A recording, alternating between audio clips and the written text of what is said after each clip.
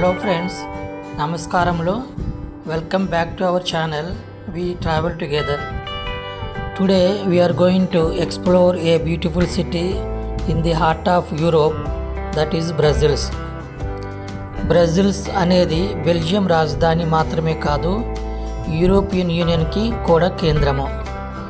That is why people call it the capital of Europe. Here you will find the world famous Grand Place, ఒక అద్భుతమైన square.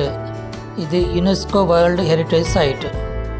And of course the iconic Atomium, ఒక iron క్రిస్టల్ని 165 billion సార్లు పెద్దదిగా చూపించే futuristic building.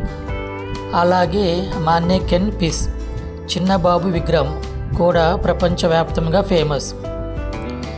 Brussels అనగానే మనకి Belgium chocolates, waffles, బీట్స్ కూడా గుర్తుకొస్తాయి. These are must try when you visit the city. So friends, మన ఈ వీడియోలో బ్రెజిల్స్లోని హిస్టరీ, కల్చర్ అండ్ టాప్ అట్రాక్షన్స్ను ఎక్స్ప్లోర్ చేయబోతున్నాం. Let us begin our journey into Brussels, the heart of Europe.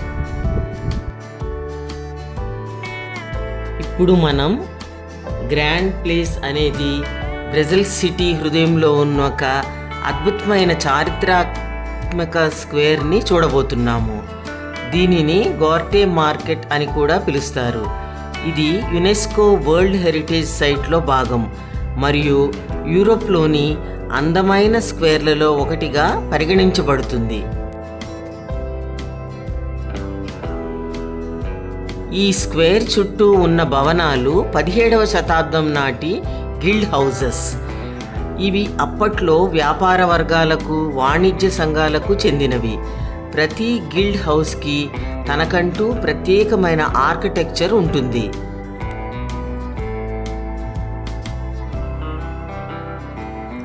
ఇక్కడే ప్రసిద్ధ టౌన్ హాల్ ఉంటుంది. ఇది గోతిక్ శైలిలో నిర్మించబడిన అద్భుతమైన భవనం. 15వ శతాబ్దంలో నిర్మించబడిన ఈ సిటీ హాల్ బ్రెజిల్స్లోని చరిత్రను ప్రతిబింబిస్తుంది. 1695లో ఫ్రెంచ్ దళాలు బ్రెజిల్స్ను బాంబు దాడి చేసి దాదాపు మొత్తం గ్రాండ్ ప్లేస్ను ధ్వంసం చేశాయి. అప్పట్లో ఉన్న అనేక గిల్డ్ హౌసెస్ మరియు భవనాలు పూర్తిగా నాశనమయ్యాయి. కానీ బ్రెజిల్స్ ప్రజలు ఆగలేదు. కొద్ది ఏళ్లలోనే ఈ ప్రాంగణాన్ని మళ్ళీ పునరుద్ధరించారు. ఎక్కువగా 17వ శతాబ్దం చివర, 18వ శతాబ్దం ప్రారంభం కాలంలో ఇవన్నీ పునర్నిర్మించబడినవి. ప్రతి 2 ఏళ్లకోసారి వేసవిలో ఇక్కడ జరిగే ఫ్లవర్ కార్పెట్ ఫెస్టివల్ మరింత అద్భుతంగా ఉంటుంది. మొత్తం స్క్వేర్ని వేలాది పూలతో, రంగురంగుల డిజైన్లలో అలంకరిస్తారు. ఇది చూడడానికి వేలాది మంది పర్యాటకులు వస్తారు. బ్రెజిల్స్కి వెళ్ళిన ప్రతి పర్యాటకుడు తప్పనిసరిగా చూసే ఒక చిన్నదే కానీ ప్రసిద్ధ విగ్రహం ఉంది. అది మానెకెన్ పీస్. ఇప్పుడు మనము అది చూడడానికి వెళ్తున్నాము. మనం వెళ్ళే దారిలోనే బ్రెజిల్స్లోని గ్రాండ్ ప్లేస్ సమీపంలో ఒక ప్రత్యేకమైన బ్రాంజ్ విగ్రహం ఉంది. అది ఎవరార్డ్ సేర్ క్లేస్ యొక్క స్మారక చిహ్నం. పడుకుని ఉన్నట్లుగా చూపబడుతున్న ఈ విగ్రహానికి సంబంధించి ఒక నమ్మకం ఉంది. ఎవరు ఈ విగ్రహాన్ని, ముఖ్యంగా సేర్ క్లేస్ చేతిని తాకితే వారికి అదృష్టం, శుభ ఫలితాలు వస్తాయని విశ్వసిస్తారు. అందుకే ప్రతిరోజు వేలాది మంది పర్యాటకులు దీన్ని తాకుతూ వెళ్తారు. మానెకెన్ పీస్ ఒక కాంస్య విగ్రహం. సుమారు 61 సెంటీమీటర్లు మాత్రమే ఎత్తు ఉంటుంది. విగ్రహ రూపం ఒక చిన్న పిల్లవాడు మూత్ర విసర్జన చేస్తూ ఉన్నట్టు ఉంటుంది. మొదటిసారి ఈ విగ్రహాన్ని 1619లో రూపొందించారు.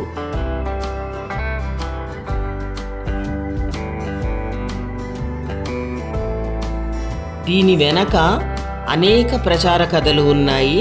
ముఖ్యంగా ఒక కథ ప్రకారం ఒక చిన్న పిల్లవాడు నగరంపై బాంబు పడకుండా మూత్రం పోసి దాన్ని ఆర్పేశాడని చెబుతారు. మానెకెన్ పీస్కి ఒక ప్రత్యేకమైన సంప్రదాయం ఉంది. వివిధ సందర్భాలలో, పండుగలలో అతనికి వందలాది వేషధారణలు వేస్తుంటారు.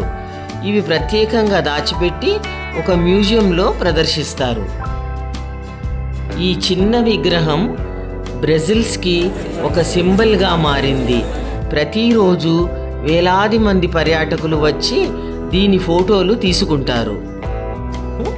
గ్రాండ్ ప్లేస్ నుంచి ఆటోమియంకి వెళ్ళాము. బ్రెజిల్స్ భవిష్యత్తుకు ప్రతీక. బ్రెజిల్స్కు వెళ్ళిన ప్రతి ఒక్కరూ తప్పనిసరిగా చూసే అద్భుతమైన నిర్మాణం ఈ ఆటోమియం. ఈ ఆటోమియంను 1958లో జరిగిన బ్రెజిల్స్ వరల్డ్ ఎక్స్పో కోసం నిర్మించారు. ఇది ఒక ఐరన్ క్రిస్టల్ మోడల్.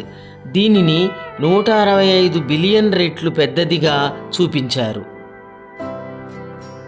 ఆటోమియం మొత్తం 9 స్పియర్స్తో నిర్మించబడింది. ప్రతి స్పియర్లో వేర్వేరు ప్రదర్శనలు, కళాకారులు, సైన్స్ మరియు టెక్నాలజీకి సంబంధించిన ఎగ్జిబిషన్లు ఉంటాయి. ఈ స్పియర్స్ను కలిపే ట్యూబ్స్లో ఎస్కలేటర్ మరియు మెట్ల ద్వారా మనం పైకి వెళ్ళవచ్చు. అందులో కొన్ని పూర్తిగా పబ్లిక్కి ఓపెన్గా ఉంటాయి.